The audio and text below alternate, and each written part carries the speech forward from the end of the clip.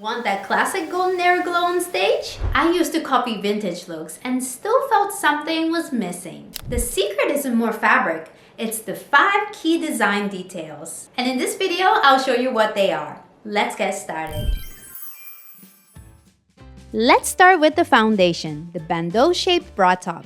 It's simple, elegant, and creates that iconic silhouette that defines the golden era style. I'll break down why this shape works and how you can customize it for your own perfect fit. This bra shape works well because golden era dancers often added straps attached to the center, sometimes halter style, a single diagonal strap, or no straps at all. It also works with regular over-the-shoulder straps, making it very practical.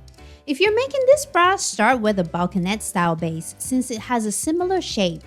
Use sturdy side straps for good support, and if you choose halter or other strap styles without 2 shoulder straps, clear straps are a great option.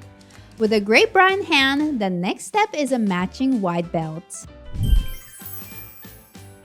The belt frames your hip area and balances the silhouette, giving your outfit that vintage charm.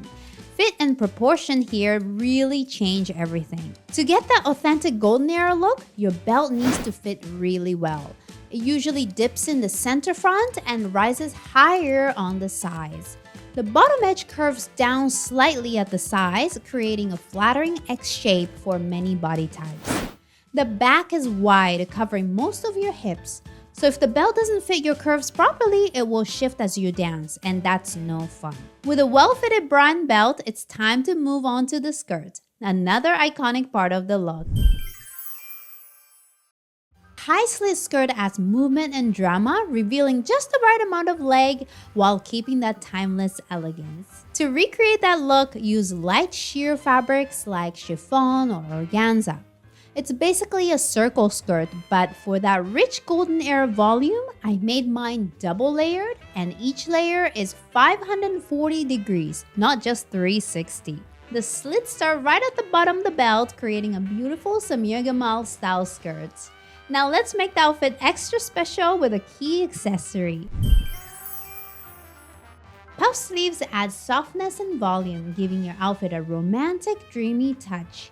They're not absolutely required, but many golden era dancers wore puff sleeves that match their skirts beautifully. I'll show you how to make these sleeves in a separate tutorial next week, so if you're curious, be sure to subscribe. And now let's finish with the decoration.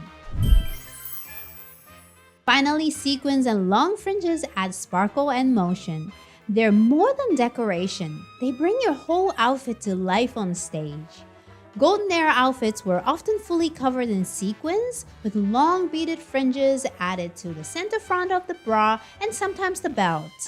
For my version, I tried to recreate one of Samir Gamal's outfits using sequin fabric on the bra and belt. Then I first sewed on white appliques featuring sequins and beads. Then I added beaded swags with pearls at the center of the bra and the belt. I've also seen rhinestones used as subtle accents, like these purple rhinestones for a touch of shimmer. And there you have it, a gorgeous golden era outfit! And if you want to create a beautiful golden era costume that fits your unique shape perfectly, I have good news. I've created a brand new course just for you. Designed for beginners, it covers every essential step to help you craft your own custom golden era belly dance outfit with confidence and style. The course launches in less than 2 weeks. Join the waitlist below to be the first to know when it's live. These 5 simple details can help you create a gorgeous golden era outfit that really stands out. And if you want to be the first to get the brand new golden era outfit course, check out the link below to join the waitlist. Thanks for watching and keep sparkling!